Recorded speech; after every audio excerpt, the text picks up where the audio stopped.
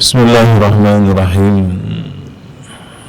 Alhamdulillahilladzi hadana lihadza wa ma kunna linahtadiya laula an hadanallah. Asyhadu an la ilaha illallah wahdahu la syarika lah wa asyhadu anna Muhammadan abduhu wa rasuluh alladzi la nabiyya ba'da. Allahumma shalli wa sallim wa barik ala nabiyyina wa ala alihi wa ashabihi wa man tabi'ahum bi ihsanin ila yaumiddin. Subhanaka la ilma lana illa ma 'allamtana innaka antal alimul hakim. Allahumma anfa'na bima 'allamtana wa 'allimna ma yanfa'una wa zidna ilman.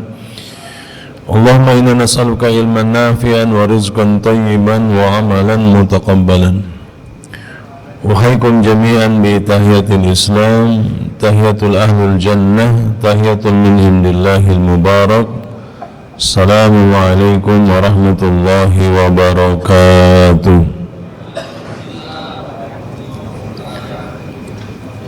Alhamdulillah wa syukurillah, segala puji dan syukur senantiasa kita panjatkan kehadirat Allah Subhanahu wa ta'ala atas nikmat dan karunia-Nya. Mudah-mudahan kita semua menjadi hamba-hambanya yang senantiasa mensyukuri nikmat Allah Subhanahu wa ta'ala. Salawat dan salam tak lupa kita sampaikan kepada Nabi kita, suri tauladan kita, Nabi Muhammad sallallahu alaihi wasallam, pada keluarganya, sahabatnya, umat yang senantiasa istiqomah sampai yaumul qiyamah. Para mu'takifin dan mu'takifat yang dirahmati Allah Subhanahu wa ta'ala, alhamdulillah pada malam hari ini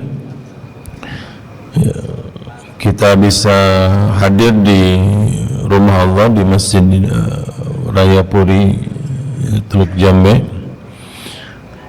untuk melaksanakan i'tikaf di 10 hari terakhir di bulan Ramadan. Jamaah sekalian yang dirahmati Allah Subhanahu wa ta'ala, saya mengawali satu kisah ini karena kalau sudah malam biasanya suka bercerita atau ngadongeng, tapi ini kisahnya kisah yang benar. Di zaman Rasulullah sallallahu alaihi wasallam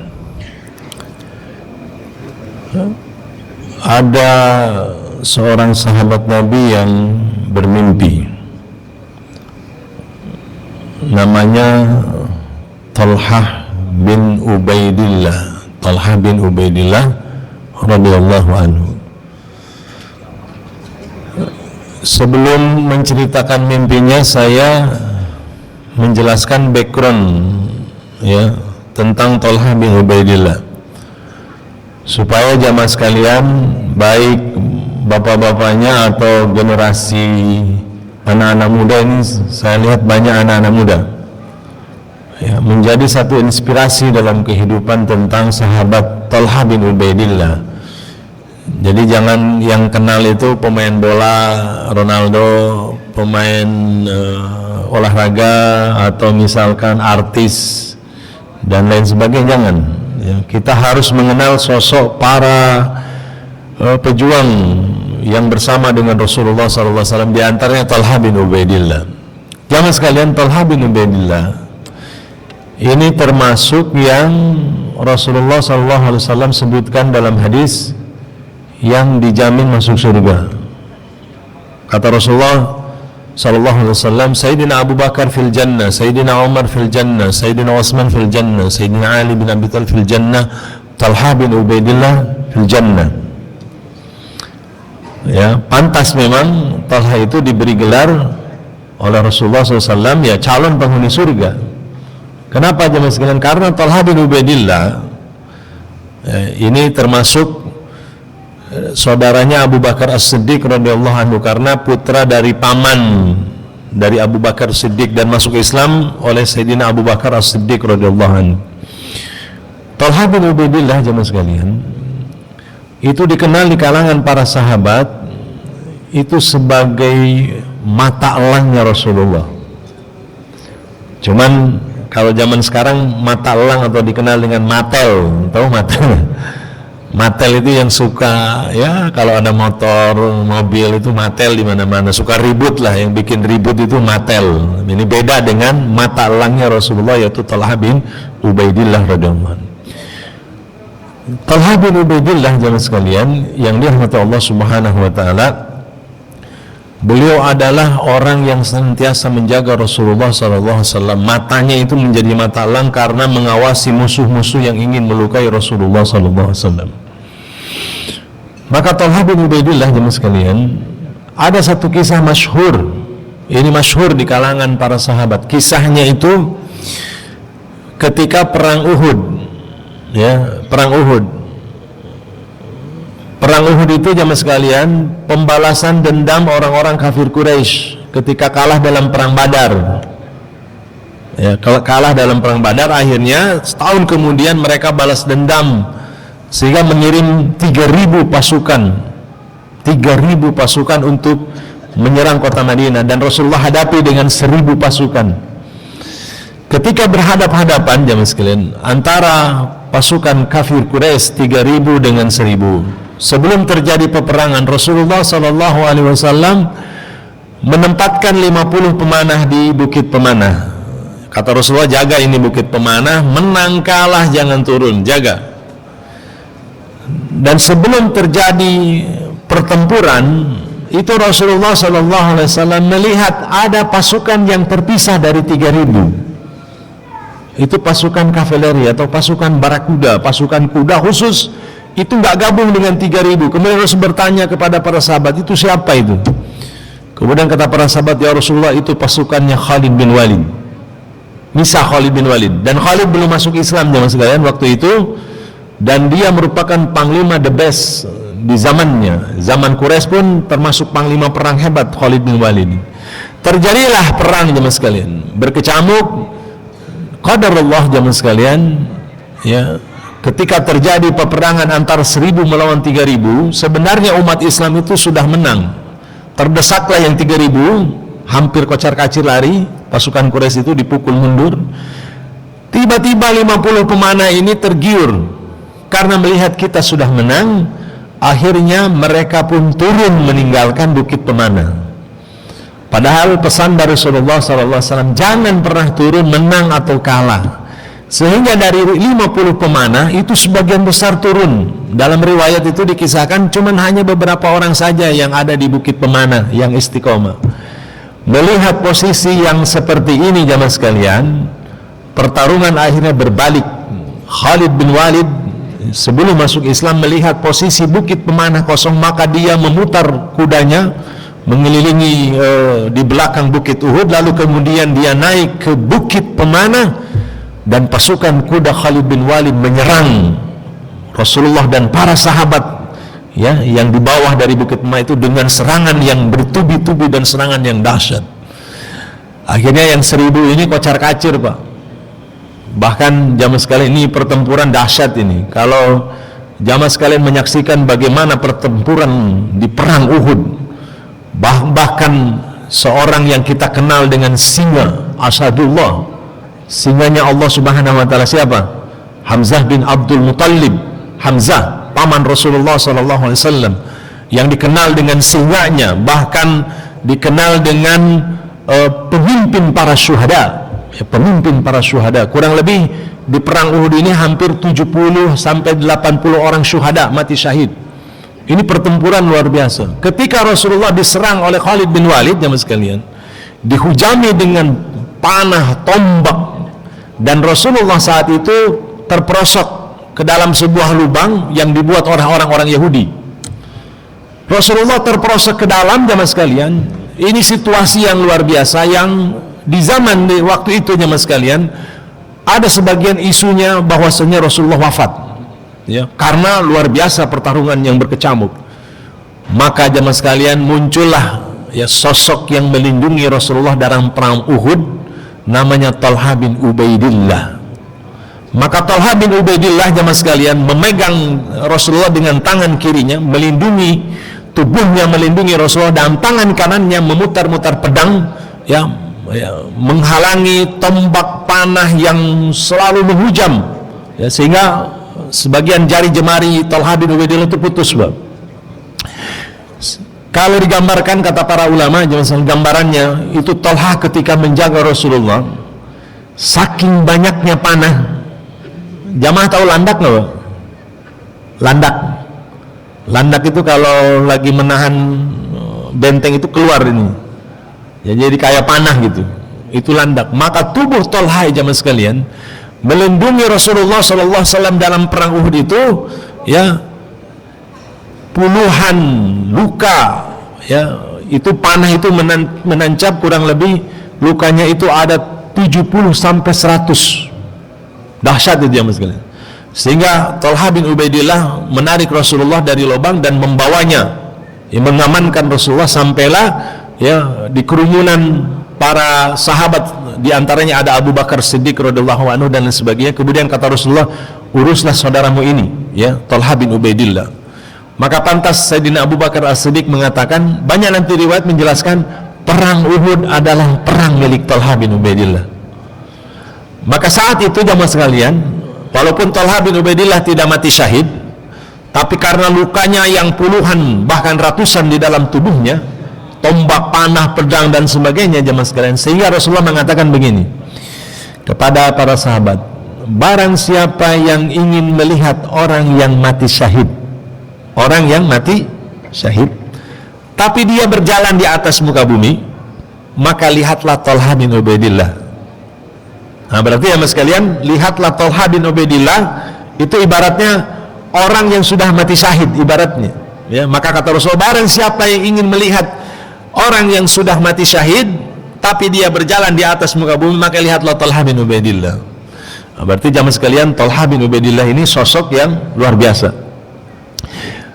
Selain itu, jamaah sekalian, ya, maka pantas memang Talha bin Ubaidillah itu mendapatkan surga. Pantas, sangat pantas itu. Talha bin Ubaidillah itu terkenal dengan orang yang dermawan. Bahkan banyak gelarnya tentang kedermawanan Talha bin Ubaidillah.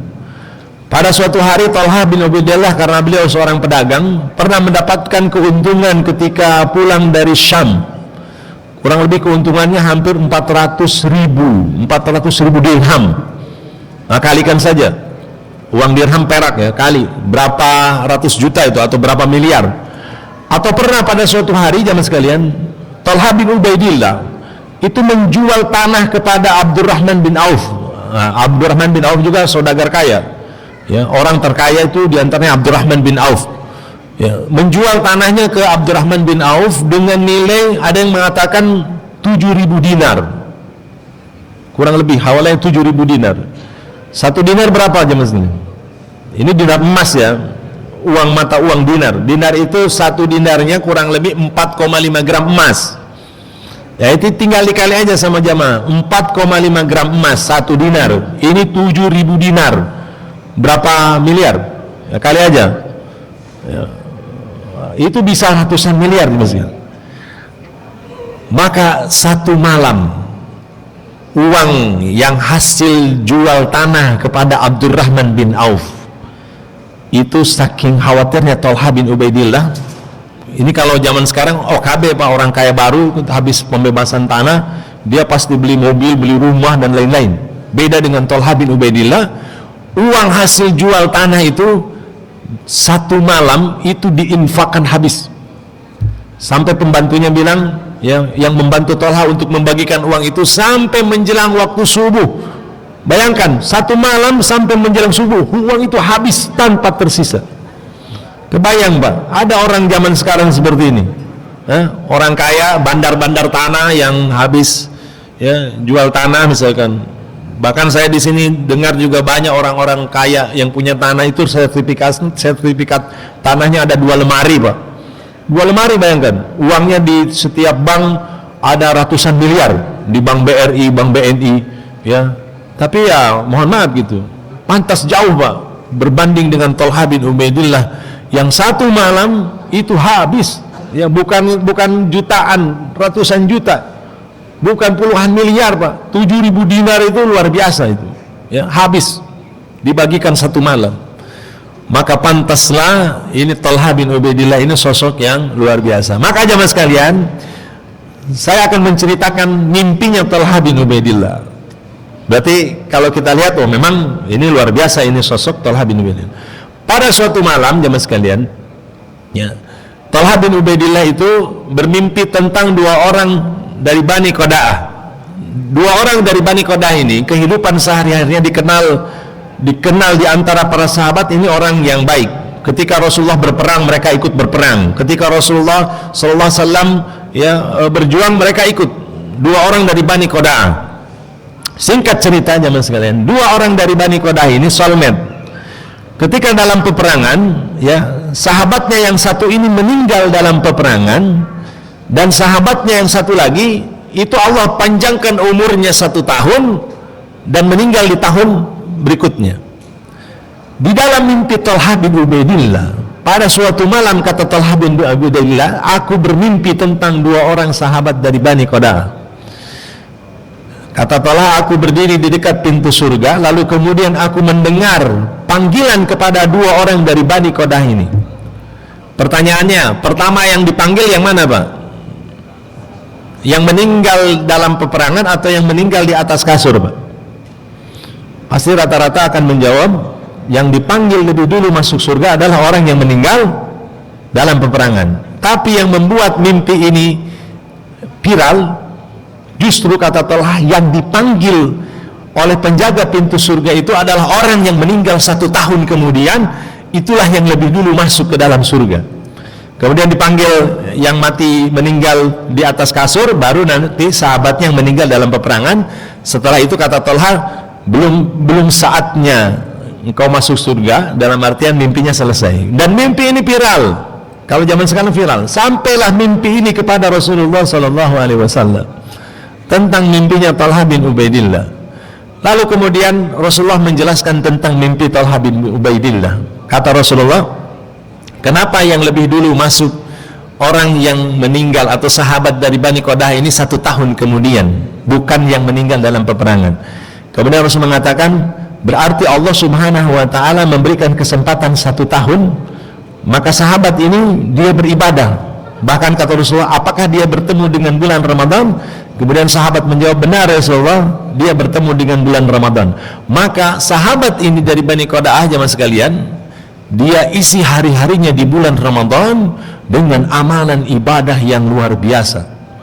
Maka akhirnya dua orang sahabat soulmate ini, yang satu meninggal dalam peperangan, yang satu juga ikut berjuang tapi tidak meninggal dalam peperangan, dia meninggal 1 tahun kemudian, nilai pahalanya kata Rasulullah, jarak antara pahala kualitas ya pahalanya itu bagaikan langit dan bumi, karena dia bertemu dengan bulan Ramadan. Jamaah sekalian yang dirahmati Allah Subhanahu wa ta'ala, dari kisah mimpi ini berarti di bulan Ramadan itu ada sesuatu yang luar biasa. Ada satu pahala yang luar biasa yang akan kita raih, kita dapat di bulan Ramadan. Sebagaimana Rasulullah SAW menjelaskan begini, ya khusus ini di malam 10 hari terakhir, Rasul mengatakan, fihi lailatun khairum min alfi syahr.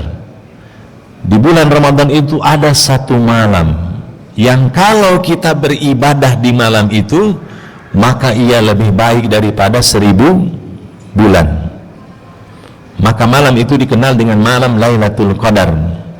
Malam 1000 bulan ini jamaah sekalian, nanti dalam riwayat Imam Bukhari juga berbeda, disebutkan begini, kalau kita beramal di luar bulan Ramadan, itu satu amal kebaikan akan diganjar dengan 10 kebaikan. Karena satu kebaikan itu Allah akan balas dengan 10 kebaikan. Khusus di bulan Ramadan, dalam riwayat, maka kebaikan itu akan diganjar dengan 100 kali lipat. Jadi bayangkan jamaah sekalian, kalau misalkan 1000 bulan itu dikali dengan 100, ya berarti sudah berapa? Sudah 1 juta ya, kelebihannya yang luar biasa jamaah sekalian. Sehingga amalan ibadah ini khairum min alfi syahr, lebih baik daripada 1000 bulan ya. 1000 bulan jamaah sekalian kalau dikalikan kepada umur kita ya, itu bisa sampai ke 84 tahun lebih, 84,5 3 bulan. Itu kalau dihitung 1000 bulan, ya.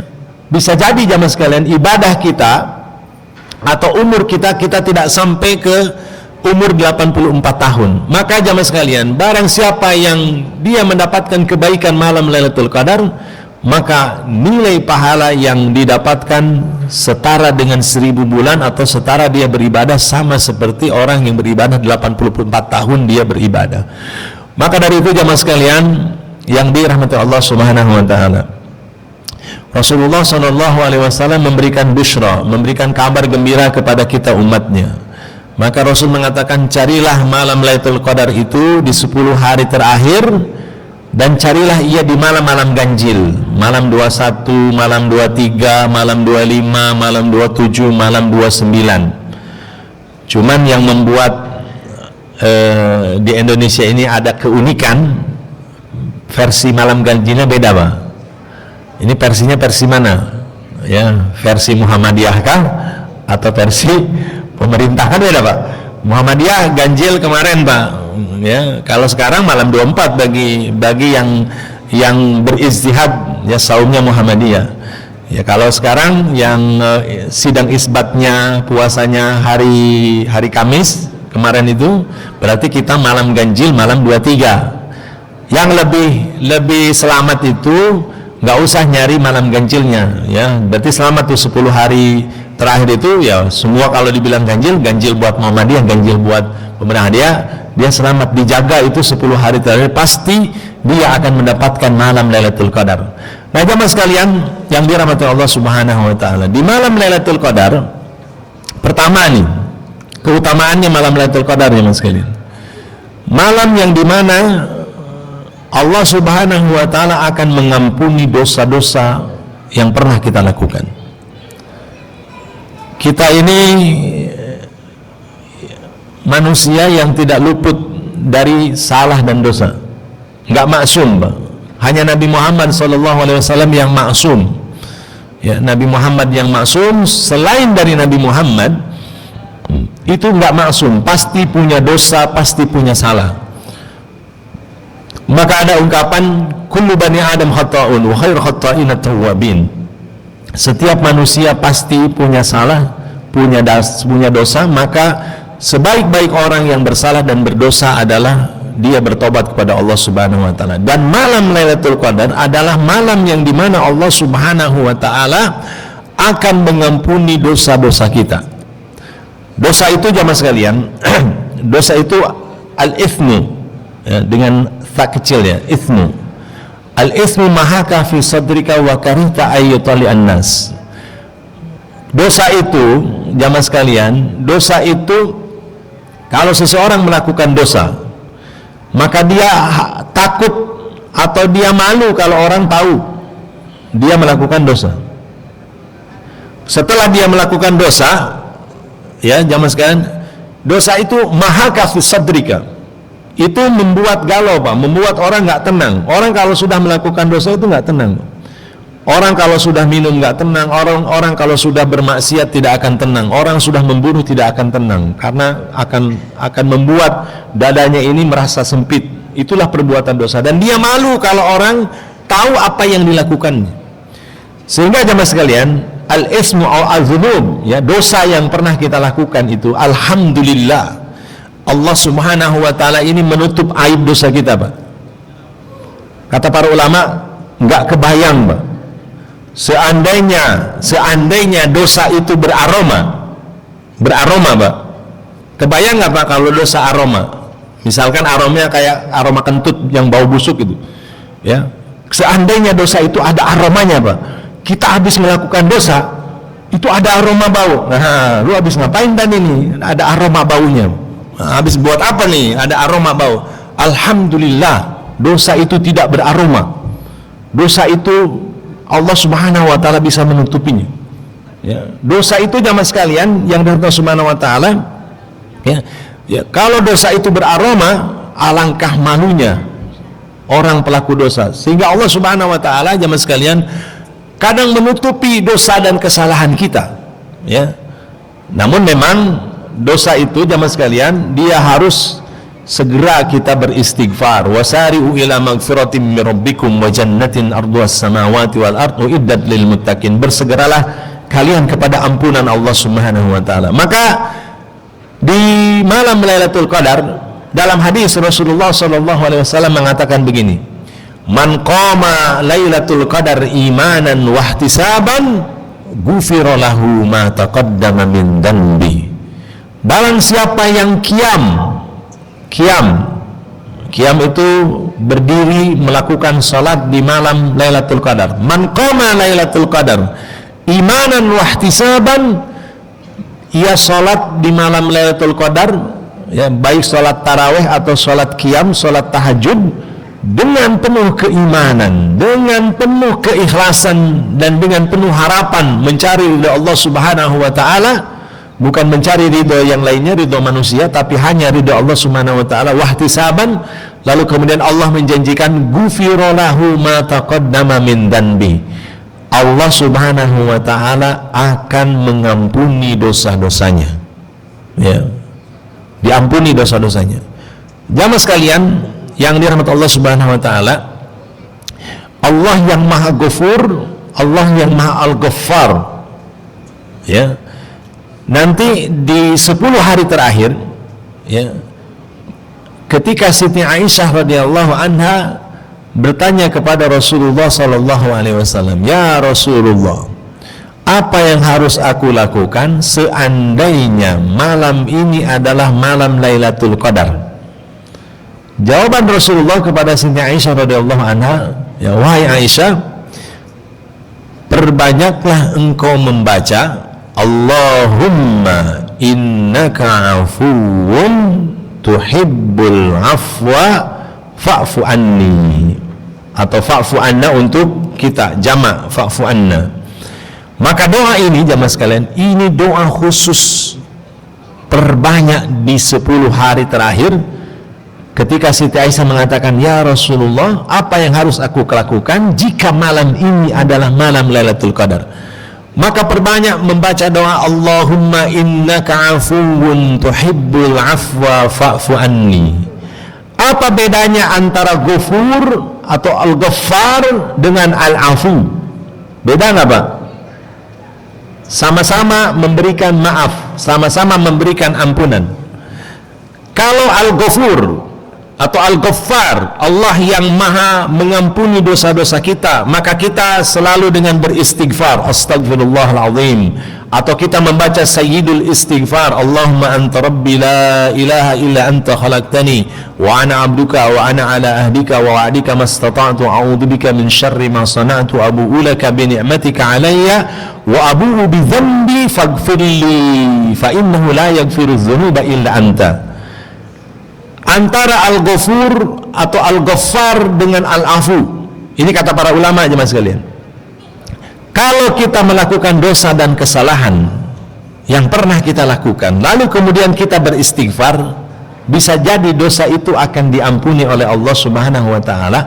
Namun jemaah sekalian, jejak digitalnya, ya, bekas dosa itu, catatannya itu ada, tidak kehapus, Pak.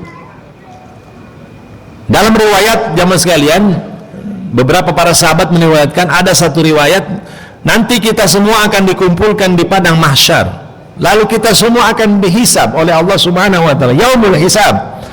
Ya, kita percaya dengan yaumul hisab. Maka dikatakan oleh para sahabat, ya, melalui lisan Rasulullah SAW, di hari itu ada disebut dengan an-najwa. Najwa itu panggilan dari Allah Subhanahu wa taala kepada hambanya. Misalkan saya atau jamaah sekalian, ketika nanti di pengadilan Allah yang maha bijaksana, yang maha adil, tidak ada kezaliman sedikit pun, Allah yang maha adil, ya, tentang apa yang kita lakukan. Kemudian Allah memanggil hambanya, ya ibadi, kata Allah Subhanahu wa taala, wahai hambaku, dulu engkau di dunia melakukan ini, melakukan itu, melakukan dosa kemaksiatan, harinya, jamnya, tanggalnya, detiknya, menitnya, semua ada Pak, jejaknya itu ada, catatannya itu komplit, dan kita tidak bisa membantah. Kita hanya terdiam malu di hadapan Allah Subhanahu wa taala. Kemudian Allah mengatakan, engkau dulu melakukan dosa ini, itu semua. Catatannya itu ya terlihat. Kalau kata orang kafir dalam surat Al-Kahfi itu, kalau diperlihatkan catatan amal buruknya, mereka mengatakan, mali hadzal kitab la yughadiru saghiratan wala kabiratan illa ahsaha. Ini kitab apa? Catatan apa ini? Yang besar, yang kecilnya sebesar zarrah pun semua akan tercatat rapi. Maka ketika kita di hadapan Allah Subhanahu wa taala, kemudian Allah mengatakan, wahai hambaku, dulu engkau melakukan ini dan itu semua tercatat, Pak. Ada jejak digitalnya. Lalu kemudian kita sering beristighfar, kita sering melakukan amal soleh, ya, karena kata Rasulullah, amal soleh itu ya akan menghapus dosa dan kesalahan kita. Ya, kalau di dalam Al-Quran surat Hud ayat 114, ya, disebutkan di antara amal soleh itu sholat, ya, sholat 5 waktu yang kita kerjakan. Ya, Allah Subhanahu Wa Taala mengatakan, aqimus sholata tarafain nahari wa zulfan minal lail, innal hasanat tuzhibnas sayyiat. Sesungguhnya kebaikan di antara sholat 5 waktu itu akan menghilangkan dosa-dosa yang pernah kita lakukan, terhapus dosa itu. Ya, jadi kifarat sholat itu. Namun jemaah sekalian, ya, dengan istighfar, dengan Al-Ghaffar, Allah yang Maha Pengampun itu, ibaratnya kalau kita nulis di kertas, Pak, kita nulis sesuatu, kemudian ada yang salah, ya, kemudian di tip X ada bekasnya tetap, Pak, jejaknya itu ada, nggak hilang. Ibaratnya seperti itu jemaah sekalian, catatannya itu ada, catatan dosa kemaksiatan kita ada, dan Allah Subhanahu wa taala sebutkan, lalu nanti Allah mengatakan, dulu engkau di dunia melakukan ini dan itu, aku menutupinya. Di dunia itu ditutup oleh Allah Subhanahu wa taala, dan pada hari ini aku mengampuninya. Ini Al-Ghaffar, Allah Al-Ghaffar. Berbeda dengan Al-Afu jemaah sekalian. Al-Afu itu lebih tinggi dari Al-Ghaffar. Al-Afu itu jemaah sekalian, di mana Allah Subhanahu wa taala Rabb yang Maha Pemaaf. Allahumma innaka afuun, Maha Pemaaf, tuhibbul afwa, dan Allah senang memberi maaf. Fa'fu anni atau fa'fu anna ya karim. Allah yang Maha Pemaaf. Sehingga kata para ulama jemaah sekalian, sifat pemaaf Allah Subhanahu wa taala, ketika seorang hamba melakukan dosa dan kemaksiatan, maka dosa kemaksiatan itu benar-benar terhapus tanpa ada jejak digitalnya, tanpa ada bekasnya, Pak. Nah, itu bedanya Al-Afu dengan Al-Ghafur atau Al-Ghaffar. Maka kata seorang ulama, salah satu ulama kontemporer di Mesir, namanya Syekh Al-Mutawalli Asy-Sya'rawi. Syekh Mutawalli Asy-Sya'rawi, beliau mengatakan begini ketika membahas tentang Al-Afu, ya, Al-Afunya Allah Subhanahu wa taala, pemaaf Allah Subhanahu wa taala. Kadang jemaah sekalian, Allah Subhanahu wa taala itu memberikan maaf kepada hamba-hambanya. Ya, bisa jadi kita alpa, bisa jadi kita khilaf. Ya, yang kecil-kecil itu banyak, Pak. Kalau dikumpul-kumpulkan bisa gede. Dan Allah Subhanahu wa taala memberikan maaf, Al-Afu itu. Bahkan jemaah sekalian yang dirahmati Allah Subhanahu wa taala, ya, di dalam hadis Rasulullah SAW pernah tersenyum bahagia. Kata Rasulullah, aku diberikan, ya, sesuatu oleh Allah Subhanahu wa taala yang tidak diberikan kepada nabi-nabi sebelumku. Di antaranya yang Allah berikan itu surat Al-Fatihah. Itu khusus surat Al-Fatihah. Yang kedua, ayat terakhir surat Al-Baqarah. Ada yang tahu ayat terakhir surat Al-Baqarah, Pak? Yang sering kita baca itu, ya, ayat terakhir surat Al-Baqarah bunyinya apa? La yukallifullahu nafsan illa wus'aha. Ini jamaah sekalian, Rasulullah sampai bahagia tersenyum ketika turun ayat ini. Kata Rasulullah, ini ayat diberikan khusus kepadaku dan kepada umatku. Kenapa? Baca ayatnya, Pak. La yukallifullahu nafsan illa wus'aha. Allah Subhanahu wa taala jamaah sekalian tidak akan membebani.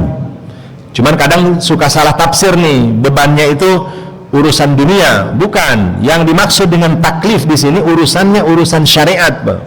Ya, bukan urusan dunia. Kan kadang ada orang mengasihnya urusan dunia, ya, urusan yang berkaitan dengan beban urusan dunia. Bukan yang itu. Yang lebih tepatnya ini urusan syariat, Pak. La yukallifullahu nafsan illa wus'aha. Allah tidak akan memberikan satu kewajiban beban kepada hambanya kecuali dia mampu.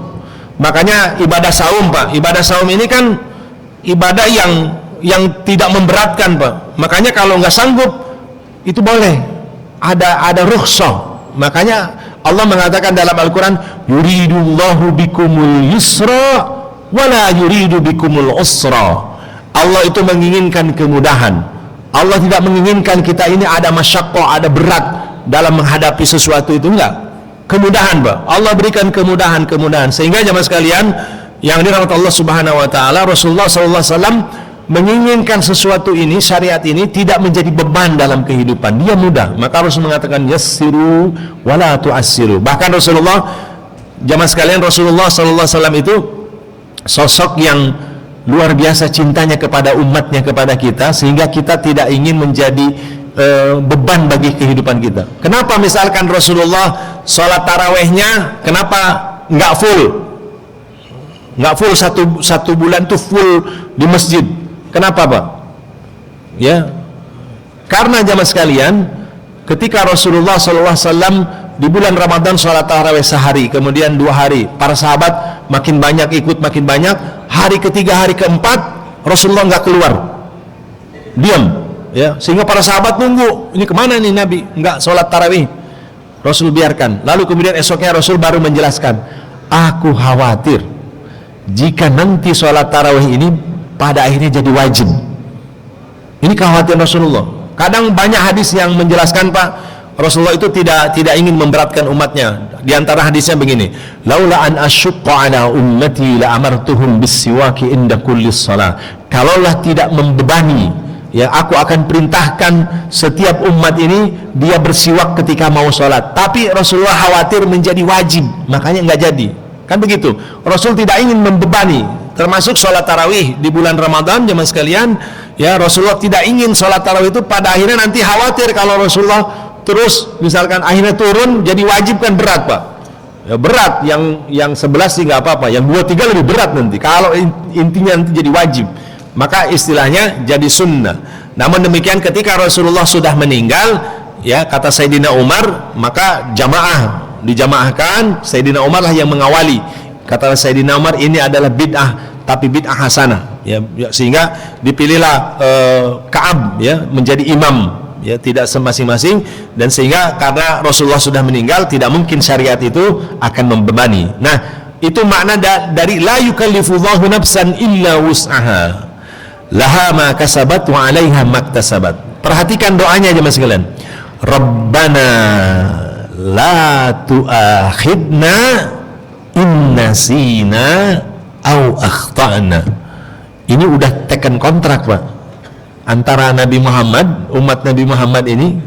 Doanya, Rabbana, wahai Tuhan kami, la tu'akhidna, jangan siksa kami, jangan hukum kami, la tu'akhidna, Rabbana la tu'akhidna in nasina au akhtana, jika kami lupa dan jika kami berbuat salah. Bayangin, Pak, sebelum melakukan dosa dan kesalahan itu kita sudah mengatakan, ya Allah jangan hukum kami ya kalau kami lagi lupa atau kami lagi berbuat salah. Makanya kan dalam Islam yang lupa-lupa itu nggak dosa, Pak. Bapak saum, terus Bapak lupa, enjoy aja makanan, habis kenyang, puasa, dosa nggak, Pak? Kan enggak. Kalau itu lupa, ya, sesuatu yang lupa, sesuatu yang alpa, lupa itu pada akhirnya tidak menjadi dosa. Di dalam ayat ini jamaah sekalian, Rabbana la tu'akhidna in nasina aw akhtana. Sehingga jamaah sekalian yang dirahmati Allah Subhanahu wa taala, dalam hadis disebutkan ayat ini kalau dibaca oleh kita, ya, dibaca jamaah sekalian, ketika hamba membaca ayat ini maka Allah menjawab, "Na'am ya ibadi." Ya, Allah katakan ya. Jadi Allah tidak akan menyiksa, Allah tidak akan menghukum kalau kita lupa, kalau kita alfa. Bahkan Allah Subhanahu wa taala sering memberikan maaf. Al-afunya sering, Pak, memberikan maaf kepada kita semua. Maka dari itu jemaah sekalian, ya, di 10 malam terakhir ini, malam Lailatul Qadar, jemaah sekalian, di antaranya Allah Subhanahu wa taala akan mengampuni dosa-dosa kita. Kemudian yang berikutnya jemaah sekalian, bahwasanya di 10 hari terakhir, kalau tadi dikatakan di dalam Al-Quran khairun min alfi syahr, atau di dalam hadis fihi lailatun khairun min alfi syahr, ya di malam itu lebih baik, ya ibadah itu 1000 bulan. Maka di 10 hari terakhir kalau ketemu malam Lailatul Qadar, jemaah sekalian, bagi yang masih kurang amalnya, ya kalau kita banding-bandingkan pala, ya amal kita ya dengan para sahabat Nabi itu kayaknya jauh Pak, antara langit dan sumur, bukan lagi bumi, sumur yang paling dalam lagi itu, jauh Pak. Ya, coba Bapak bandingkan aja tadi dengan Thalha bin Ubaidillah Pak, yang begitu hebat dan dahsyatnya. Ya kalau dibanding-bandingkan amal, kayaknya bekal kita ini kurang. Ya ini yang ngerasa kurang Pak ya. Tapi kalau yang ngerasa amalnya udah banyak, misalkan ada jamaah Pak Ustadz, saya kan udah umroh katanya, kalau sholat di Mekah itu ganjarannya 100.000 ya. Saya bilang 100.000. Berarti kalau 5 waktu, subuh 100.000, zuhur 100.000, asar 100.000, maghrib 100.000, isya 100.000. Berarti sehari saya dapat pahala berapa? 500.000. Saya udah deposit Pak Ustaz 500.000. Nah, udah banyak pahala saya katanya. Nah, ini kalau yang merasa pahalanya banyak.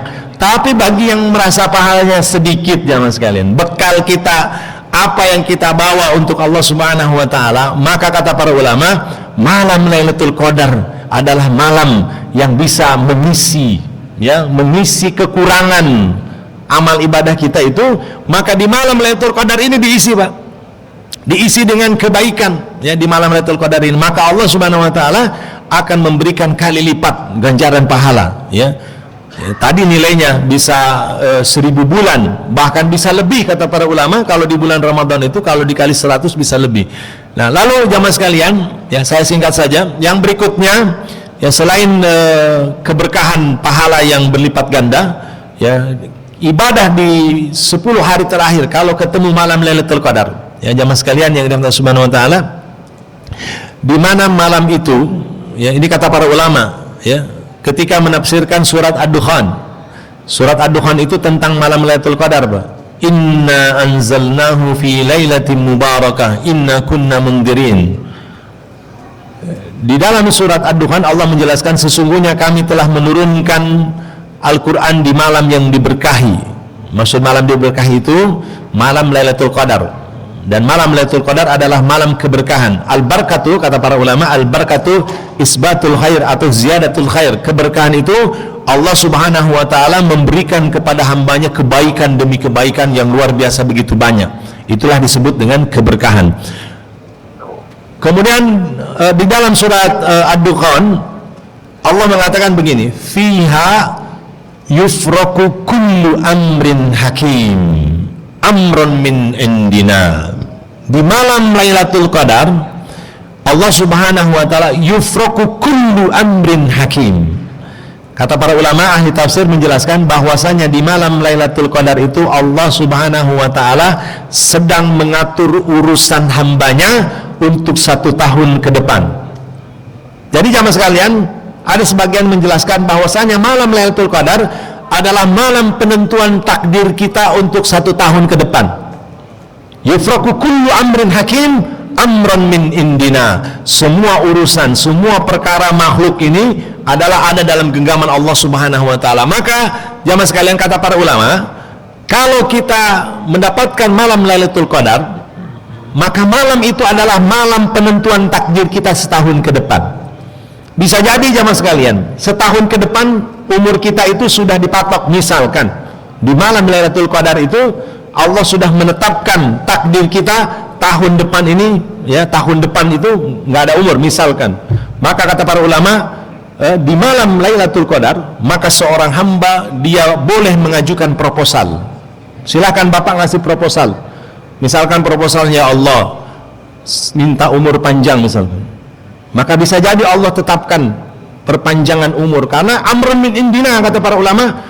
Segala urusan itu Allah yang menetapkan. Maka kita minta kebaikan di malam itu, jamaah sekalian, ajukan proposal kebaikan untuk 1 tahun ke depan kepada Allah Subhanahu wa taala di malam Lailatul Qadar. Karena malam itu fiha yufraku kullu amrin hakim amrun min indina. Semua urusan untuk 1 tahun ke depan, ya jamaah yang hadir ini, itu ditentukan di malam Lailatul Qadar. Apa yang terjadi setahun ke depan, maka itulah penentuannya di malam Lailatul Qadar. Maka dia bisa merubah takdir. Dengan apa merubah takdir? Dengan memperbanyak doa. Makanya sepakat para ulama, tidak ada ikhtilaf di antara para ulama jemaah sekalian. Sepakat para ulama, malam Lailatul Qadar adalah malam mustajab doa. Malam yang dimana doa-doa yang kita langitkan insya Allah diijabah oleh Allah Subhanahu Wa Taala. Yakin nggak pada ijabah, Pak? Hah? Yakin nggak doa-doa yang kita panjatkan ijabah? Kadang ada yang Ustaz, kayak udah doa nih nggak dijabah nih, kapan kata diijabahnya? Jamaah sekalian, doa itu ada 3 kemungkinan. Doa yang kita panjatkan, karena kata para ulama itu ada 3 kemungkinan. Ya, 3 kemungkinannya, ya jamaah sekalian, diantaranya bisa jadi diijabah saat itu, detik itu, saat itu. Ya, kalau di dalam Al-Quran itu penggunaannya menggunakan huruf fa. Fastajabna. Kalau pakai fastajabna berarti saat itu, detik itu dijabah oleh Allah Subhanahu Wa Taala. Di antaranya doa dalam beberapa ayat di surat Al-Anbiya misalkan. Ya, para nabi ketika berdoa, misalkan Nabi Ayub alaihissalam ketika diuji dengan ujian yang abdarra, yang luar biasa.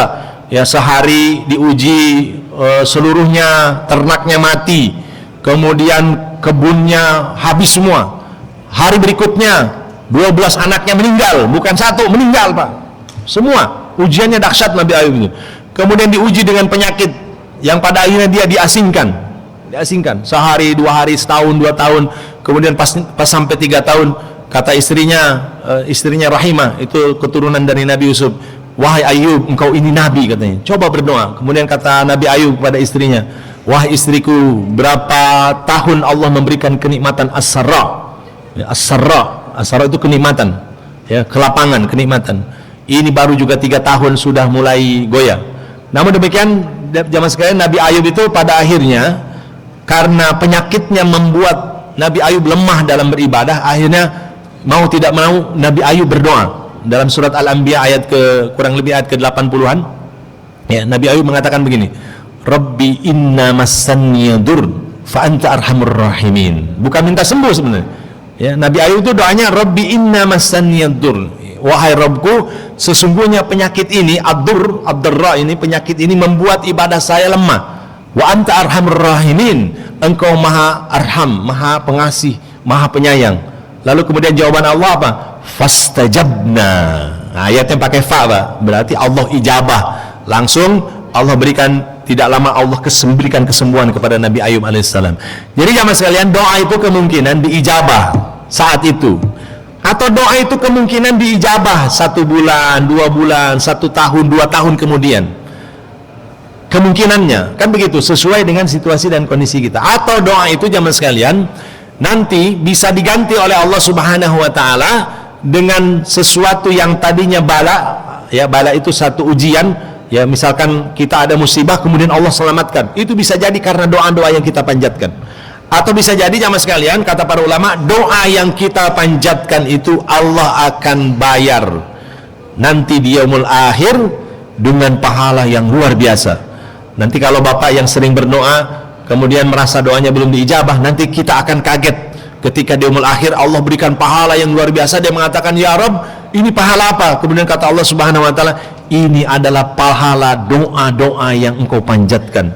Kemudian hamba tadi mengatakan, aku menyesal, kenapa dulu tidak banyak aku memohon doa, karena pahalanya luar biasa. Jadi doa itu, ya jamaah sekalian, doa itu ada 3 kemungkinan tadi. Maka di malam Lailatul Qadar jamaah sekalian, itu hakul yakin, Mbak. Ya, hakul yakin. Karena kalau kita meyakini, ya Allah itu maha mendengar, Allah itu maha dekat. Kalau di dalam surat Al-Baqarah, erat kaitannya di bulan Ramadan itu kan, surat Al-Baqarah itu tentang paket saum. Ya, paket saum itu siang malam, ya. Saum itu siang dan malam, Ramadan itu siang dan malam, ibadah siangnya puasa, malamnya qiyam, ya, paket Ramadan. Sehingga kewajiban saum Ramadan dari surat Al-Baqarah ayat 183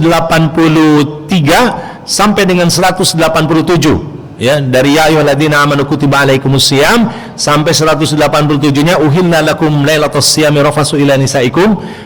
Di antara ayat ini jemaah sekalian ada satu ayat Allah selipkan bukan masalah fikih siam, bukan, tentang doa. Wa idza sa'alaka ibadi anni fa inni qarib ujibu da'watad da'i idza da'ani falyastajibu li wal yu'minu bi la'allahum yarshudun. Wa idza sa'alaka ibadi anni, dan apabila bertanya kepadamu wahai Muhammad, ibadi, hambaku, anni, tentang aku, tentang Allah Subhanahu wa taala, maka katakan, jawab, fa inni qarib, sesungguhnya Allah itu maha dekat. Qarib, Allah itu punya sifat, nama sifatnya qarib, dekat, Pak. Ujibu da'watad da'i, Allah akan mengijabah doa-doa yang kita panjatkan, ya. Cuman syaratnya falyastajibu li wal yu'minu bi.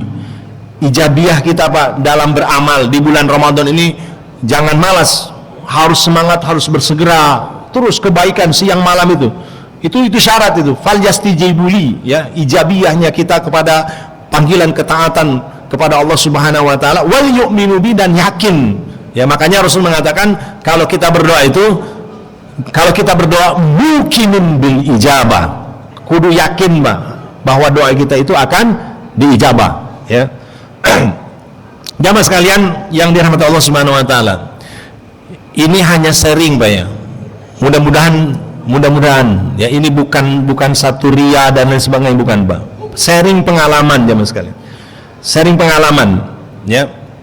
Sharing pengalaman ketika iktikaf, jemaah sekalian. Makanya ada ungkapan begini, hati-hati kalau iktikaf, Pak. Kenapa?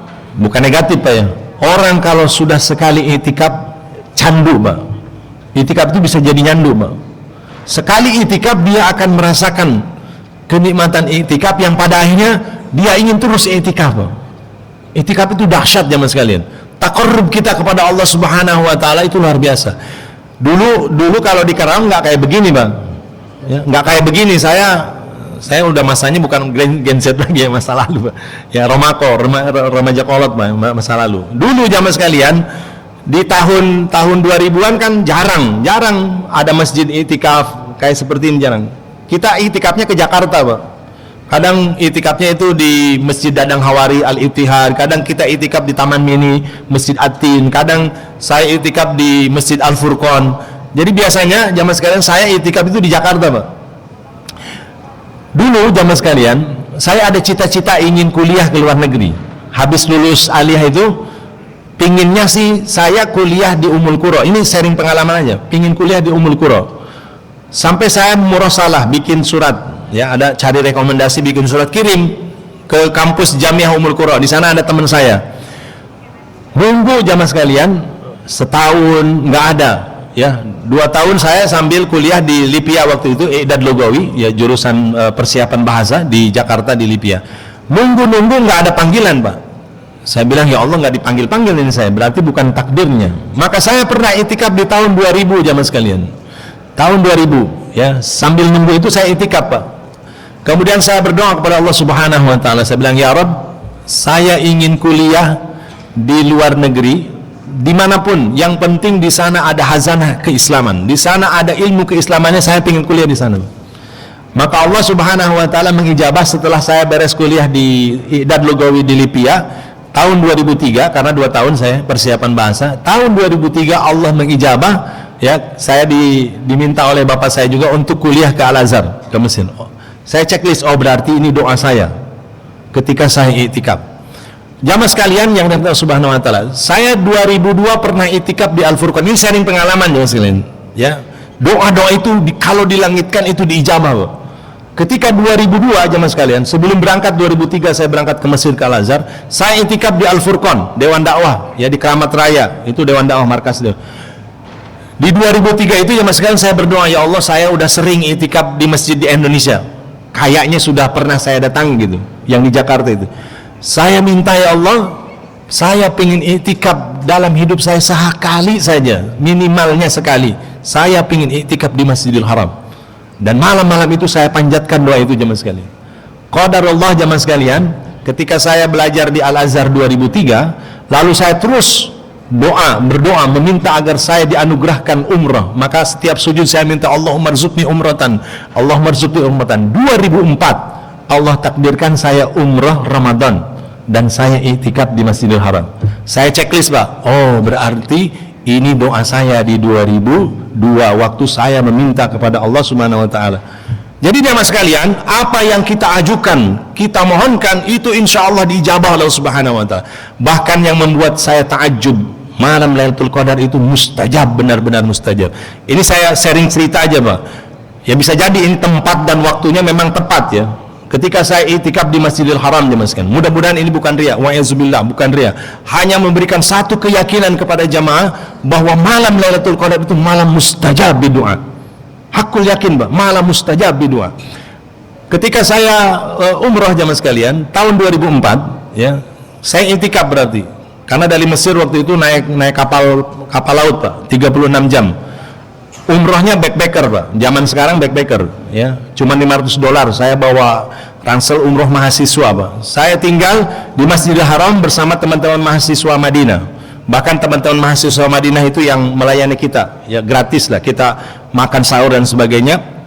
Jamaah sekalian, bagi mahasiswa Mesir itu ada godaan bisa melunturkan itikaf. Apa godaannya? Tawaf di Kornes. Tawafnya bukan di Mekah Pak, tawafnya di Jeddah. Kenapa tawaf di Jeddah? Ya, di Jeddah jamaah sekalian itu banyak pertokoan. Itu teman-teman kalau 10 hari terakhir tawaf di Jeddah Pak, ya tawaf di Jeddah, itu orang-orang Mekah atau pedagang-pedagang itu muhsinin semua Pak. Karena mereka menganggap Ramadan Karim, Ramadan itu luar biasa. Datang aja bawa paspor, kasih kartu pelajar, tinggal dilihat, nggak usah ngomong Pak, simpen aja. Nanti sama si bosnya atau ini lihat, oh berarti ini mahasiswa, 100 real. Itu Bapak kalau tawaf di Jeddah Pak, ya. Makanya teman-teman tuh suka menggoda, Kang ini Jeddah. Saya bilang enggak. Saya kalau ke Jeddah batal berarti itikaf saya. Walaupun di sana berburu real Pak, ya bukan berburu Lailatul Qadar. Ya kalau di Jeddah itu berarti berburu real. Ya teman saya ada yang dapat 3.000 real, ada yang dapat 2.500 real. Ya satu kali dapat satu toko 50, 100 real. Kalau dikumpul-kumpul bisa ribuan Pak. Akhirnya ini jamaah sekalian sharing pengalaman. Sampailah waktu di malam 27 Pak. Itu sholat tahajud, imamnya Syekh Sudes. Waktu itu masih Syekh Sudes Pak. Sholat tahajud dari jam 1 sampai jam 3, kemudian kunutnya agak panjang. Saya bilang, ini kayaknya malam Lailatul Qadar ini. Malam Lailatul Qadar, karena Syekh Sudes baca kunutnya hampir setengah jam, hampir 40 menit. Ya, bacaannya pendek witirnya, tapi kunutnya panjang sampai 40 menit. Saya bilang ini kayaknya ini malam Lailatul Qadar. Saya habis itu jamaah sekalian, dalam sujud saya berdoa jamaah sekalian. Karena mahasiswa perbekalan sudah menipis, sebentar lagi pulang lagi ke Kairo. Saya bilang waduh habis ini ya, bekal sudah habis. Saya minta uang sama Allah Subhanahu wa ta'ala di dalam Masjidil Haram.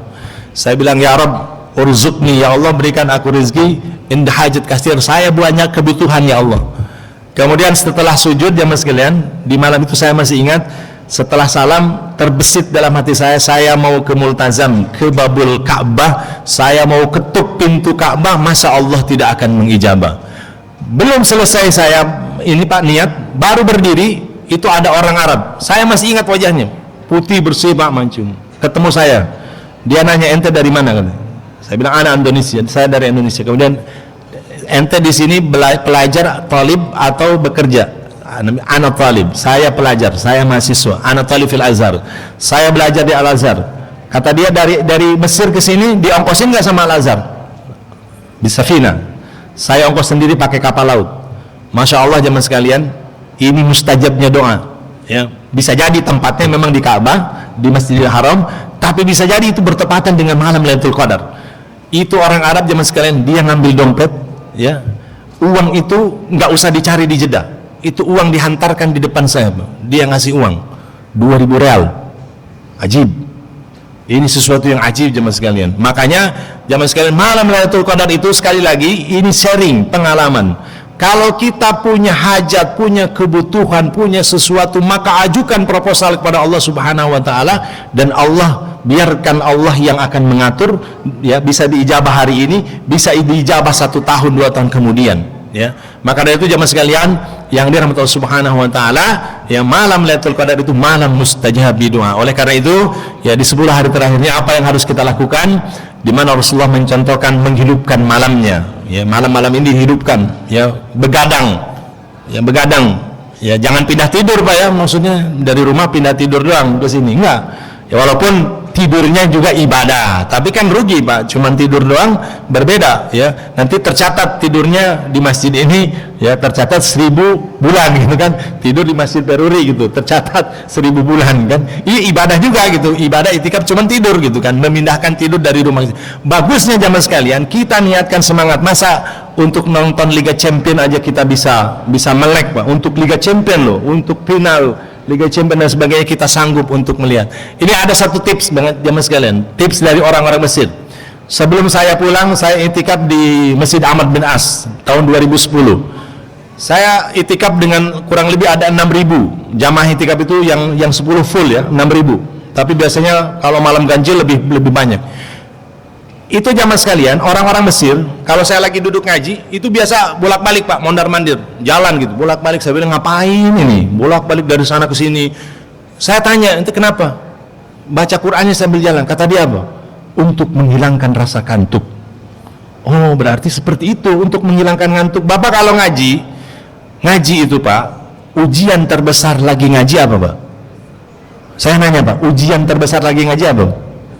Ngantuk Pak. Coba habis sahur ya, pagi itu habis sahur ngaji Pak, habis sahur itu kayak nikmat gitu. Udah Pak, tiba-tiba mana tadi hilang deng ya. Ujian yang ngaji itu jamaah sekalian, sebagaimana Al-Quran mengatakan ketika nanti Al-Quran menjadi syafaat, kata Rasulullah, syafaatani, 2 yang akan menjadi syafaat. Al-Quran itu datang kepada Allah Subhanahu wa taala, ya Allah jadikan aku syafaat bagi hamba ini karena dulu dia di dunia membacaku, menahan matanya siang dan malam dari rasa kantuk. Untuk menghilangkan rasa kantuk jamaah sekalian, teorinya orang-orang Mesir itu semangatnya itu kayak olahraga aja Pak, Quran di tangan bolak-balik. Untuk menghilangkan rasa kantuk. Jangan dibiarin Pak, kalau ngantuk dibiarin tidur bablas Pak. Bapak kasih ini bantal ya selesai itu.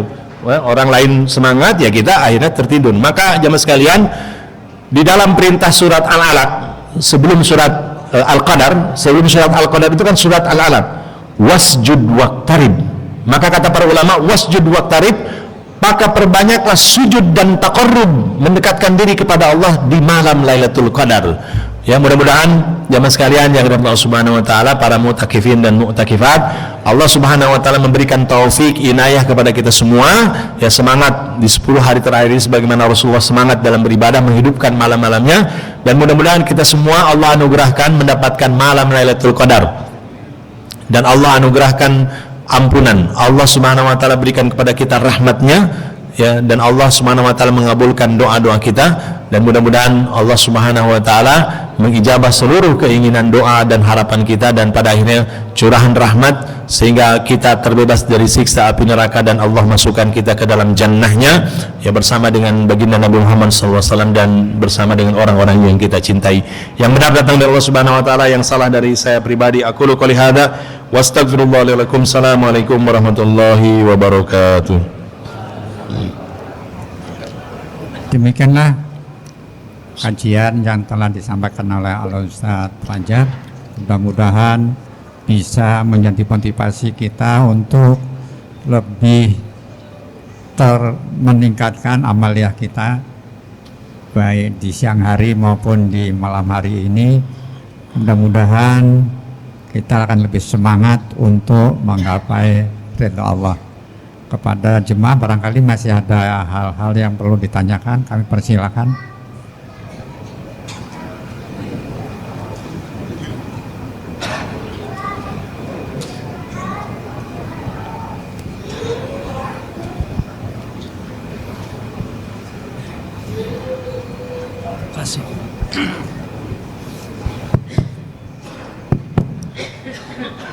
Assalamualaikum warahmatullahi ta'ala wabarakatuh. Waalaikumsalam warahmatullahi wabarakatuh. Nama saya Acim Supiyadi.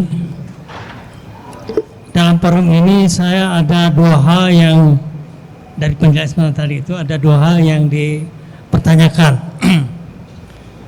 Hal pertama adalah mengenai dosa. Dalam suatu riwayat bahwa Allah itu akan persangkaan hambanya. Apakah ini termasuk dosa juga? Andaikan kita sudah berbuat dosa, mudah-mudahan Allah mengampuni gitu, satu ya. Yang kedua, saya jumpai di ayat-ayat Quran itu bahwa barang siapa yang menghendaki urusan dunia akan kukabulkan, begitu juga urusan akhirat. Tapi urusan akhirat itu di itunya, penjelasan berikutnya adalah itu yang lebih kekal, sedangkan urusan dunia akan sesat.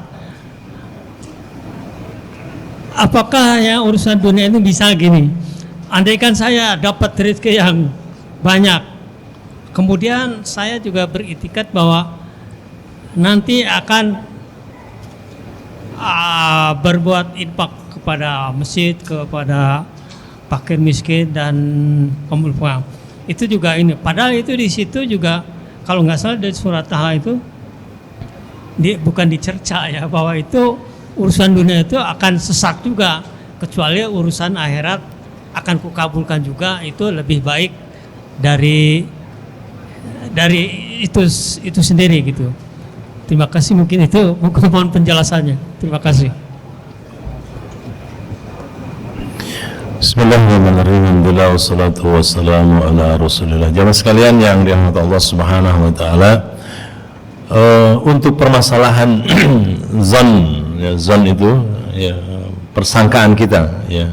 Ketika misalkan kita berbuat dosa, berbuat ini, kemudian kita merasa husnudzon, mudah-mudahan Allah Subhanahu wa taala memberikan maaf. Namun demikian, jamaah sekalian, kata para ulama, jangan juga kita melakukan dosa itu dan dengan secara unsur bersengaja ya, lalu mempermainkan secara ini, itu nggak boleh ya. Walaupun kita husnudzon pada Allah Subhanahu wa taala, secara husnudzon kita Allah pasti akan memberikan ampunannya kalau husnudzon kita baik kepada Allah Subhanahu wa taala. Sehingga memang di dalam penjelasan para ulama merujuk kepada ayat-ayat Al-Qur'an, bagi orang-orang yang melakukan dosa dan kemaksiatan, misalkan dosanya sudah khotam lah, khotam itu dari A sampai Z udah khotam, udah selesai dosanya, itu udah dunia hitamnya udah khotam lah ya, urusan dunia hitam khotam. Kadang ada orang yang berputus asa dari dosanya. Putus asa itu, wah dosa saya terlalu banyak misalkan. Tapi jamaah sekalian, jangan pernah ya, kalau berputus asa seperti ini berarti dia menyangkanya Allah Subhanahu wa taala tidak akan memberikan maaf, kan begitu, tidak akan mengampuninya.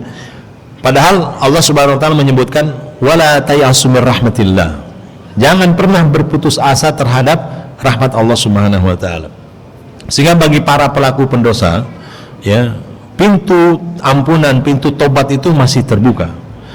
Saya pernah baca riwayat kisah di zaman Nabi Musa alaihissalam. Ya, di zaman Nabi Musa alaihissalam ada seorang pendosa, jemaah sekalian. Kalau manusia itu biasanya tahkum bizahir. Tahkum bizahir itu menghukumi orang secara nampak zahirnya, ya. Maka orang ini di zaman Nabi Musa, dia dihakimi oleh orang-orang sekitarnya bahwa dia pelaku maksiat, pelaku dosa. Sampai jamaah sekalian, ketika dia meninggal dan jenazahnya sampai terperosok ke tempat sampah lah, meninggalnya jatuh dekat tempat sampah, dan pada akhirnya orang membiarkannya. Di zaman itu orang membiarkannya ya, dalam artian orang anggapnya orang berdosa sudah ya. Tapi Allah Subhanahu wa taala berfirman kepada Nabi Musa alaihissalam, wahai Musa ya, bahwasanya orang yang dianggap pelaku dosa, bahkan sudah dianggap sampai itu, sebelum ajalnya menjemput di malamnya, dia benar-benar bertobat kepada Allah Subhanahu wa taala dengan taubatan nasuha, dengan taubat yang betul-betul taubatnya, maka Allah Subhanahu wa taala mengampuni segalanya. Ya, maka kata Allah Subhanahu wa taala, ambillah karena dia kekasihku. Dalam artian kekasihnya ya Allah sudah mengampuninya. Jadi jamaah sekalian, bisa jadi kata Rasulullah, orang yang sudah melakukan dosa dan kemaksiatan ya, kemudian dia masih husnudzon lah, terbesit dalam dirinya, Allah Subhanahu wa taala masih bisa mengampuninya. Contoh misalkan ada orang yang pernah membunuh 99 orang, kemudian dia datang curhat kepada seorang ulama, tapi ulama ini bilang, ente sudah kebanyakan dosanya. Gak boleh mengatakan Allah tidak akan pernah mengampuni ente. haram hukumnya jamaah sekalian. Kalau ada orang yang mengatakan Allah tidak akan pernah mengampunimu, ya, berarti dia mengatasnamakan Allah Subhanahu wa taala yang memiliki sifat Al-Ghaffar, Al-Ghafur, Al-Afu. Ya, Allah tidak akan senang kepada orang yang mengatakan Allah tidak akan pernah mengampunimu. Ya, berarti ya menghilangkan sifat Rahman Rahim Allah, Al-Ghaffar, Al-Ghafur atau Al-Afu. Jadi jamaah sekalian yang dirahmati Allah Subhanahu wa taala, ketika orang ini mengatakan dosamu sudah kebanyakan, sudah membunuh 99, kemudian tidak akan diampuni Allah Subhanahu wa taala, kemudian orang ini kan langsung ngambil pedangnya jadi 100 dibunuh. Namun dalam dirinya dia masih berbaik sangka bahwasanya Allah akan mengampuninya.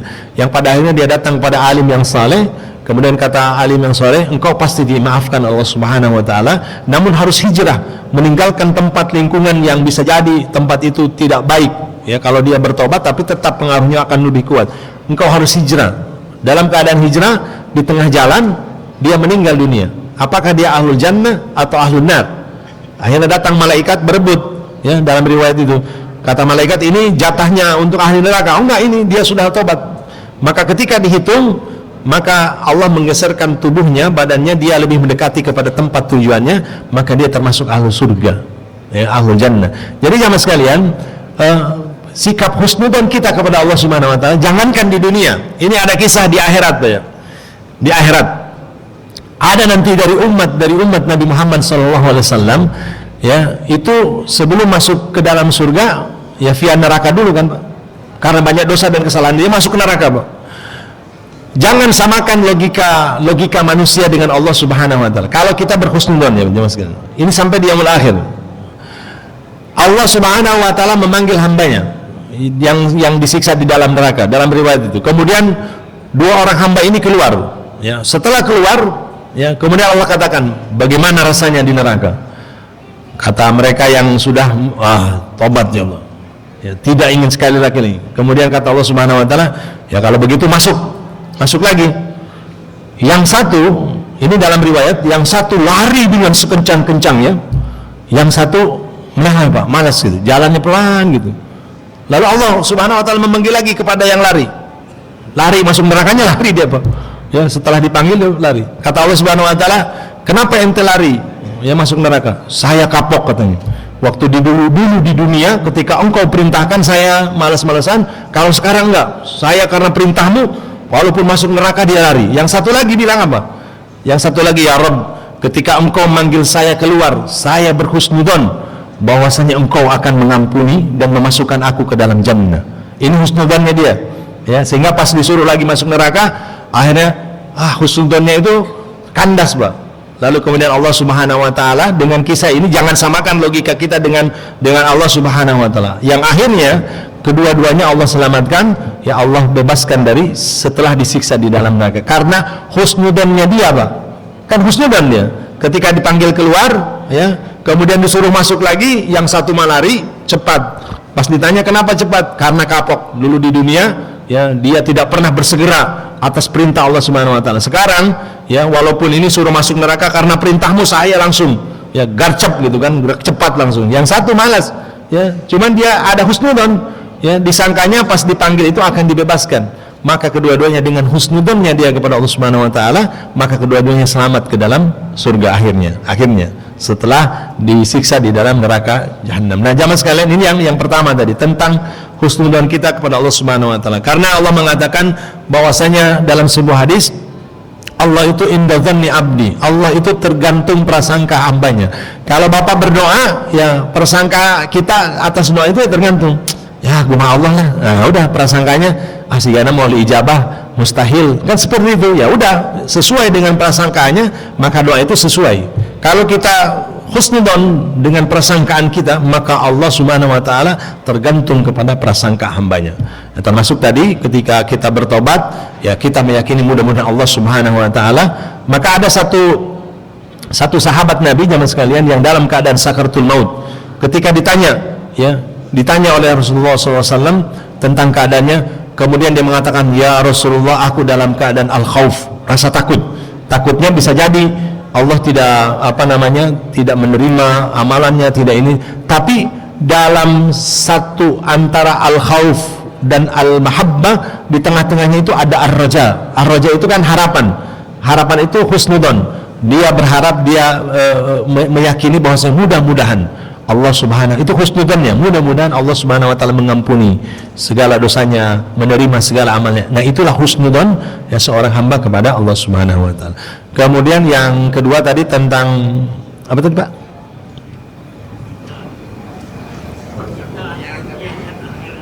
Oh ya, antara dunia dan akhirat ya. Di dalam ayat Al-Qur'an, wabtaghi fima atakallahu darul akhirah wala tansa nasibaka minad dunya.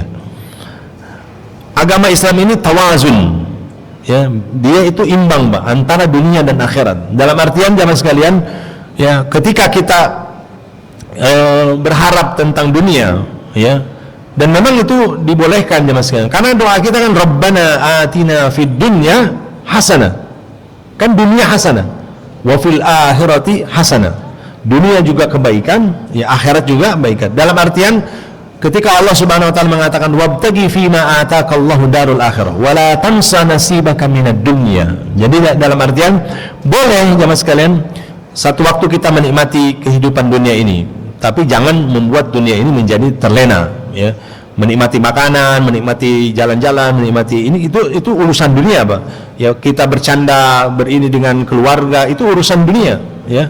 Kadang urusan dunia itu kan urusan zuyyina lin-nasi hubbus syahwat minan nisa'i wal banin wal qanatiril muqantarati minadh dhahabi wal fiddah wal khailil musawwamati wal an'ami wal hars dzalika mata'ul hayatid dunya wallahu inda husnul ma'ab. Jadi hiasan dunia ya dengan istri, dengan anak-anak, ya dengan harta dan sebagainya, namun jangan sampai itu menjadi kecintaan kita melebihi daripada kecintaan Allah kepada Allah Subhanahu wa taala. Dunia ya boleh kita miliki, bahkan 10 orang sahabat Nabi mereka adalah para penguasa dunia. Cuman satu aja, ya Abu Dzar Al-Ghifari saja yang miskin. Semua yang 9 itu jemaah sekalian, Abu Bakar As-Siddiq, Abdurrahman bin Auf, semua itu orang-orang kaya. Kalah itu Elon Musk itu. Ya, siapa? Bill Gates, kalah semua, Pak. Kalau dihitung nilai kekayaannya Abdurrahman bin Auf, itu nilai kekayaannya bisa mencapai 70.000 triliun. Kalau dihitung kekayaannya, kaya Pak, kekayaannya luar biasa. Bahkan Abdurrahman bin Auf itu berdoanya pingin miskin sebenarnya, ya. Tapi Allah nggak kasih miskin, ya. Dia dikasih kekayaan luar biasa, tapi kekayaannya tidak menjadikan dunia itu di hatinya.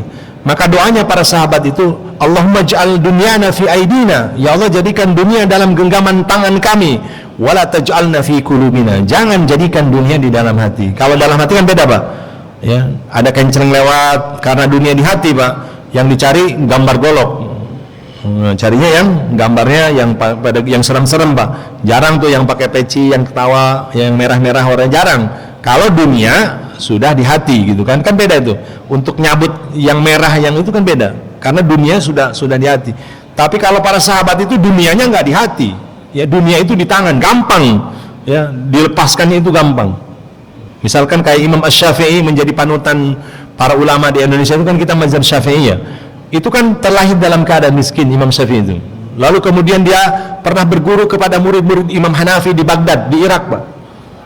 Karena murid-murid Imam Hanafi itu orang-orang kaya, itu ketika Imam Syafi'i mau kembali lagi ke Mekah, ceritanya kan ada murid Imam Syafi'i yang mengajar di kota Mekah, itu bercerita, wah guru kami Muhammad Idris Asy-Syafi'i, Masya Allah, dijelaskan. Kemudian ibunya mendengar, wah berarti anak saya sudah masyhur.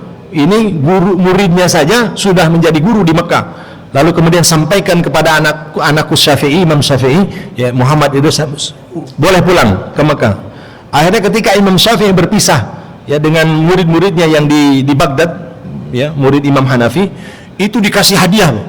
Ada yang ngasih unta, ya bahkan ratusan. Bahkan diriwayatkan Imam Syafi'i itu membawa harta yang luar biasa melimpah. Pulang, Pak, dia bawa hartanya. Setelah mau sampai ke kota Madinah, ya, ke kota Mekah, ya, ketemu, kata Imam Syafi'i, sampaikan kepada ibunda bahwa Syafi'i sudah mau datang. Pas datang, ini muridnya Imam Syafi'i datang ke ibunya. Ya, kata ibunya, Imam Syafi'i, anak saya bawa apa, katanya. Masya Allah, bawa untanya banyak begini. Kata ibunya, jangan pulang. Ya, ngapain bawa unta? Suruh bawa ilmu, malah bawa unta ratusan dengan padahal itu hadiah dari murid-muridnya. Ya.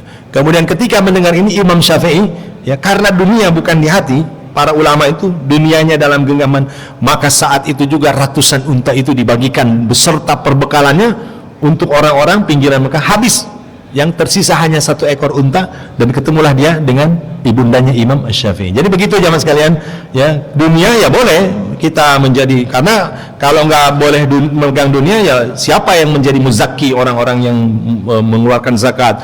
Ya kalau Imam Syafi'i itu kan dulu tidak silau dengan dunia, tapi ketika beliau pergi ke Baghdad ke murid-murid Imam Hanafi yang mereka ini bisnismen kebanyakan, ya, muamalahnya hebat, ya, Imam Hanafi itu kan rujukan fikih muamalah, maka keluar satu ungkapan dari Imam Asy-Syafi'i, sebaik-baik harta ada dalam genggaman orang-orang yang saleh. Jadi harta itu kalau digenggam oleh orang-orang yang saleh, dia jadi berkah dan dia jadi baik.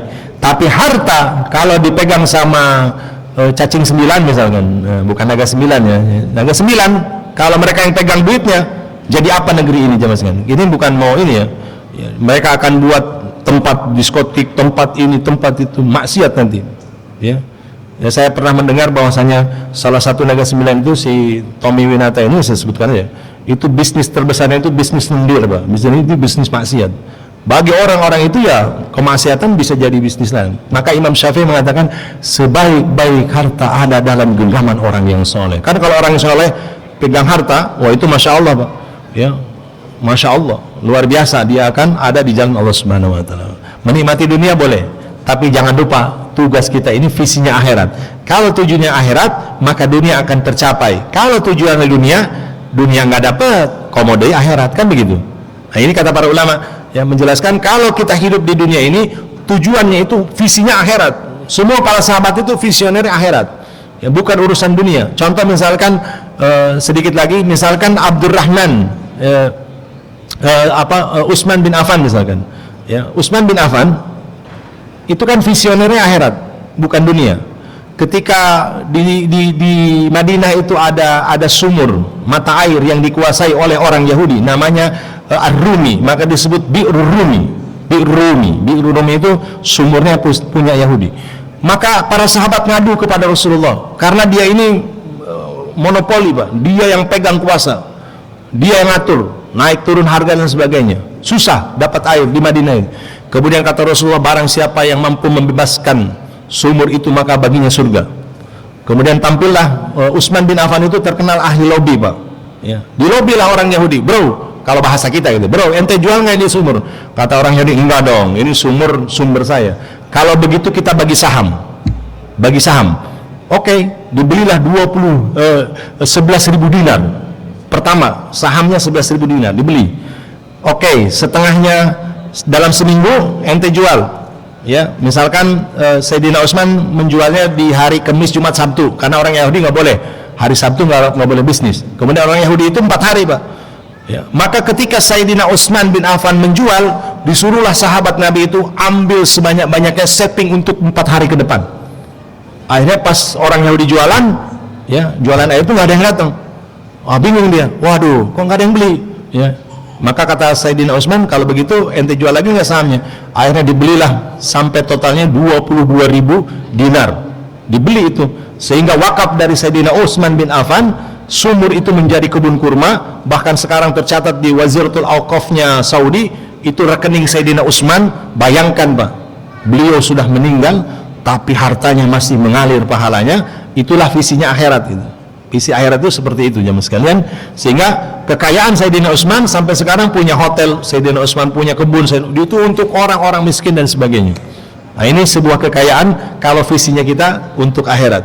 Kalau akhirat ya dunia dapat. Kalau ngejar yang dunia ya akhirat nggak dapat tadi. Ya dunia akhirnya susah ngejar dunia, banting tulang ini ya tetap. Wallahu a'lam bishawab.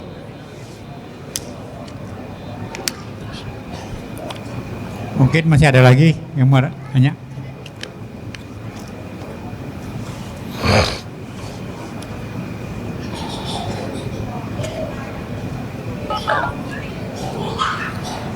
Ayah lagi.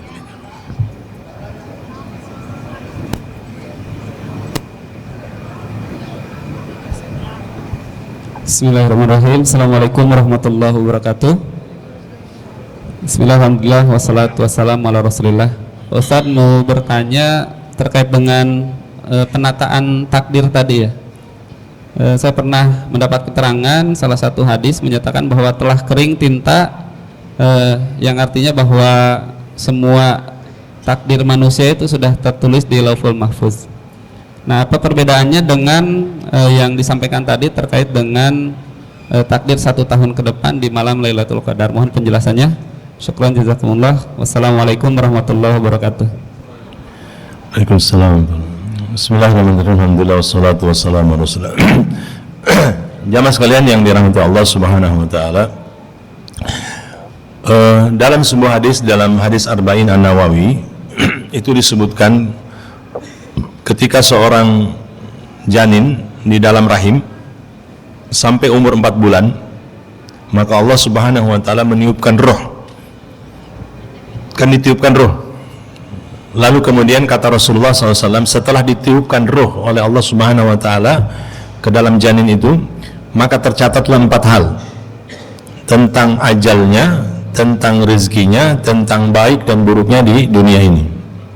Nah, ini kan permasalahan yang sudah ditakdirkan di Lauhul Mahfuz sebelum sebenarnya kita dilahirkan. Ya.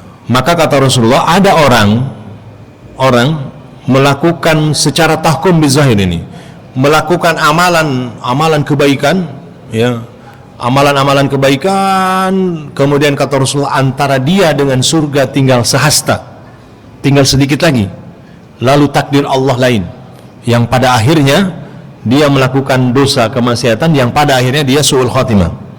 Ya. Ada orang melakukan dosa dan kemaksiatan secara tahkum bizahir, ya, hukum secara nampak dia melakukan dosa dan kemaksiatan, kemudian harus mengatakan antara dia dengan neraka tinggal sehasta, tinggal sedikit lagi. Tapi takdir Allah Subhanahu wa taala lain, yang pada akhirnya dia husnul khatimah, kebalikan yang tadi ya su'ul khatimah. Nah, jamaah sekalian, ini juga menimbulkan pertanyaan di antara para sahabat. Kata para sahabat Nabi, ya Rasulullah, kalau begitu untuk apa kita beramal? Kan begitu. Karena kan sudah ada takdirnya.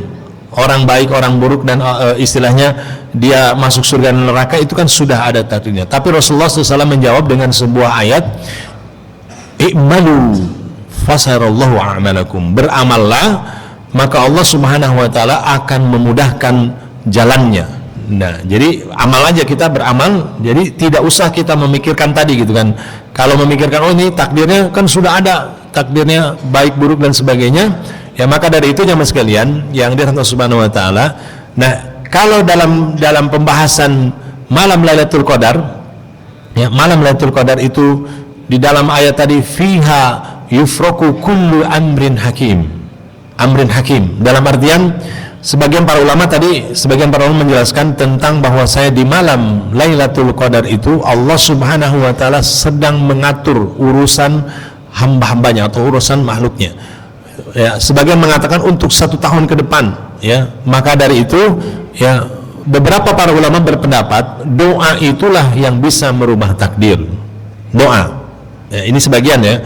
Tapi ada juga yang berpendapat bahwasanya takdir ajali, takdir yang sudah Allah tetapkan itu tidak bisa merubah doa, tapi merubah takdir dengan doa. Tapi sebagian besar para ulama mengatakan bahwa dengan doa, ya, dengan doa maka ya sesuatu itu bisa berubah, ya, sesuatu itu bisa berubah. Maka jamaah sekalian, hubungannya misalkan antara takdir yang sudah tercatat sebelum kita dilahirkan dengan takdir atau dengan urusan perkara-perkara yang Allah tetapkan di malam Lailatul Qadar, maka bisa jadi kata para ulama, ya, takdir yang sudah tercatat itu Allah Subhanahu wa taala putuskan di malam itu, ya, di malam Lailatul Qadar untuk dilaksanakan. Misalkan kan begini, seorang sudah ditakdirkan kematiannya 40 hari. 40 hari sebelum ajal itu kan ibaratnya kata para ulama itu seperti daun yang gugur kemudian diambil, kemudian tertulis nama 40 hari takdirnya itu, ya, itu sudah tidak bisa dirubah lagi, ya, sudah tidak bisa dirubah karena perjalanan menuju kematian selama 40 hari. Nah, bagi orang-orang yang Allah Subhanahu wa taala berikan rahman dan rahimnya, maka orang yang biasanya orang yang soleh itu dia akan merasakan tentang ajalnya yang sudah dekat. Nah, jamaah sekalian yang dirahmati Allah Subhanahu wa taala, maka dari itu ya, hubungan antara takdir yang sudah Allah tetapkan dengan takdir yang di malam Lailatul Qadar ini ya bisa jadi kan amrun min indina. Kembali lagi, perkaranya amrun min indina. Segala perkara, segala urusan semua ada dalam genggaman Allah Subhanahu wa taala. Jadi kalau proposal kita ajukan ya, misalkan Allah terima, ya berarti Allah yang menakdirkan doa kita diijabah. Kalau misalkan takdirnya sudah tidak bisa berubah, maka takdir itu berjalan dengan qada dan qadar Allah Subhanahu wa taala. Mungkin itu penjelasannya ya. Antara ini tidak bertentangan sebenarnya. Takdir yang sudah termaktub di Lauhul Mahfuz, kemudian sebagian ulama mengatakan urusan itu kalau kita berdoa maka Allah Subhanahu wa taala bisa memberikan keputusannya. Ujung-ujungnya kembali lagi kepada Allah Subhanahu wa taala. Amran min indina. Seperti itu. Wallahu alam bissawab.